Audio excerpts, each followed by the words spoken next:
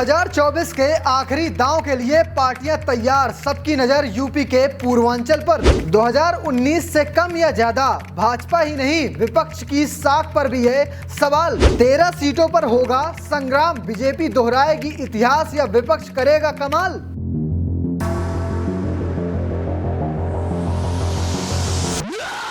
लोकसभा चुनाव के आखिरी चरण के लिए 1 जून को मतदान होगा।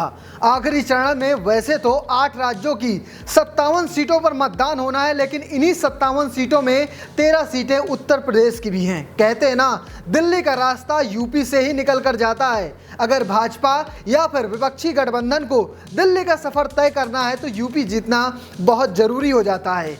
आखिरी चरण में देश की निगाहें वाराणसी सीट पर भी होंगी, क्योंकि यहां से प्रधानमंत्री नरेंद्र मोदी तीसरी बार अपनी जीत के लिए उम्मीदवार बनकर खड़े हुए हैं। तो चलिए आपको इन 13 सीटों का रण दिखाते हैं। महाराजगंज, गोरखपुर, कुशीनगर, देवरिया, बांसगांव, घोसी, सलेमपुर, बलिया, गाजीपुर, चंदौली, वाराणसी, मिर्जापुर और रॉबर्ट्सगंज, इन्हीं 13 सीटों पर मतदान होना है। साल 2019 में इन 13 सीटों में से 11 सीटों पर भाजपा ने जीत दर्ज की थी। गाजीपुर और घोसी पर विपक्षी दलों ने कब्जा जमाया था। इसके अलावा बलिया सीट पर भी इस बार कांटे की टक्कर मानी जा रही है, क्योंकि यहां पर भी पिछली बार जीत का मार्जिन बहुत कम था। अगर बात करें इन सीटों की तो पहले देख लेते हैं वाराणसी का हाल, क्योंकि यहां से प्रधानमंत्री मोदी मैदान में हैं। वाराणसी की धरती पर पिछले 2 बार से प्रधानमंत्री मोदी सांसद हैं। इस बार हैट्रिक बनाने के लिए भारतीय जनता पार्टी ने उनको फिर से चुनावी मैदान में उतारा है। 2019 में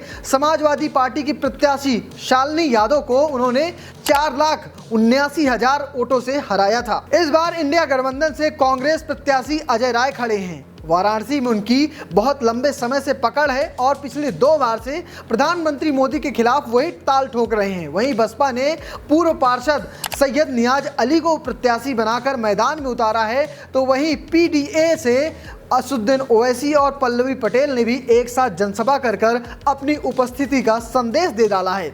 दूसरी सीट पर बात करें तो वो है गोरखपुर। इस सीट में अभिनेता और अभिनेत्री आमने सामने चुनाव लड़ रहे हैं। एक तरफ भाजपा से सांसद रवि किशन है, तो दूसरी तरफ मैदान में इंडिया गठबंधन की ओर से अभिनेत्री काजल निषाद चुनावी मैदान में उतरी हैं। गोरखपुर क्षेत्र एक ऐसा क्षेत्र है जहां मुस्लिम और निषाद वोटरों का समीकरण बनाकर चुनाव जीता जा सकता है। बसपा ने यहां से इस बार जावेद सिमनानी को मैदान में उतार दिया है। ये यूपी के मुख्यमंत्री योगी आदित्यनाथ की कर्मभूमि भी है। इसके बाद एक और सीट है जो तीसरी है, किसकी खूब चर्चा होती है, नाम मिर्जापुर।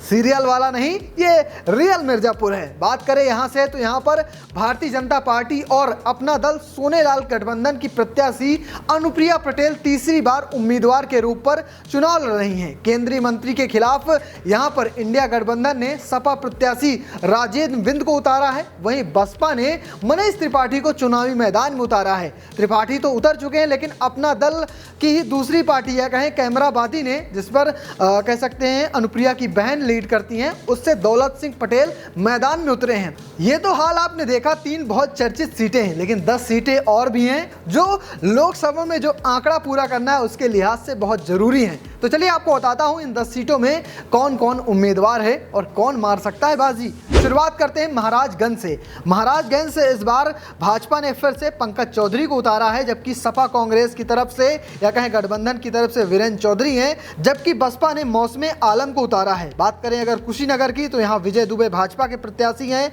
अजय प्रताप सिंह गठबंधन के प्रत्याशी हैं, जबकि बसपा ने यहाँ पर शुभ नारायण चौहान को उतारा है। देवरिया से इस बार शशांक मणि त्रिपाठी हैं भाजपा के उम्मीदवार, अखिलेश प्रताप सिंह कांग्रेस के उम्मीदवार हैं, जबकि संदेश यादव बसपा के उम्मीदवार हैं। बात करें अगर सलेमपुर की तो यहाँ रविंद्र कुशवाहा मैदान में उतरे हैं भाजपा की तरफ से, जबकि रमाशंकर राजभर गठबंधन के प्रत्याशी हैं, भीम राजभर बसपा के प्रत्याशी हैं। इसके बाद आती है घोसी सीट। यहाँ पे अरविंद राजभर एनडीए के प्रत्याशी हैं। अगर बात करें गठबंधन की तो वहाँ पर राजीव राय प्रत्याशी हैं जो सपा के सचिव भी हैं, और इसके अलावा बसपा ने बालकृष्ण चौहान को मैदान में उतारा है। बांसगांव की बात करें तो कमलेश पासवान भाजपा के प्रत्याशी हैं, संदल प्रसाद गठबंधन के प्रत्याशी हैं और रामसूत सिंह बसपा के प्रत्याशी हैं। इसके बाद सीट आती है बलिया। यहाँ से नीरज शेखर को मैदान में उतारा गया है। नीरज शेखर आपको बता दें कि पूर्व प्रधानमंत्री के बेटे हैं, और इसके अलावा यहाँ पर सपा ने सनातन पांडे को मैदान में उतारा है, जबकि बसपा ने लल्लन सिंह यादव को मैदान में उतारा है। गाजीपुर पारसनाथ राय को भाजपा ने टिकट दिया है। अफजाल अंसारी को सपा ने उतारा है और डॉक्टर उमेश सिंह को बसपा ने उतारा है। बात करें अगर चंदौली की तो महेंद्र नाथ पांडे यहां से भाजपा के उम्मीदवार हैं, वीरेंद्र सिंह सपा के उम्मीदवार हैं, सत्येंद्र मौर्य इस बार यहां पर बसपा के उम्मीदवार हैं। रॉबर्ट्सगंज यहां पर रिंकी सिंह कोल इस बार बीजेपी की उम्मीदवार हैं। छोटे लाल करवार यहां से सपा के उम्मीदवार हैं, जबकि धनेंद्र गौतम यहां से एक बार फिर से बसपा ने उन पर दांव लगाया है। तो फिलहाल ये है यूपी की 13 सीटों का हाल। आपको क्या लगता है, क्या भाजपा एक बार फिर से 11 या फिर उससे ज्यादा सीटें जीतेगी या फिर यहां पर एक बार गठबंधन बढ़त बनाएगी? कमेंट बॉक्स में जरूर बताइएगा और पेज को फॉलो करना, चैनल को सब्सक्राइब करना बिल्कुल मत भूलिएगा। धन्यवाद।